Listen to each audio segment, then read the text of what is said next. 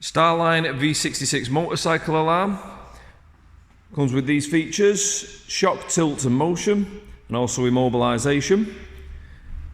To arm the alarm, simply turn the motorcycle off, and you can use the fob, press the button, it'll alarm immediately, walk away with the fob, and it'll alarm after 60 seconds.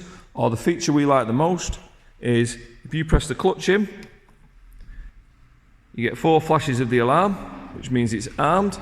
If you press the clutch again, you get 2 flashes, which mean it's disarmed. We arm the alarm up, it's active instantly. So now if a thief comes along and tries to steal it,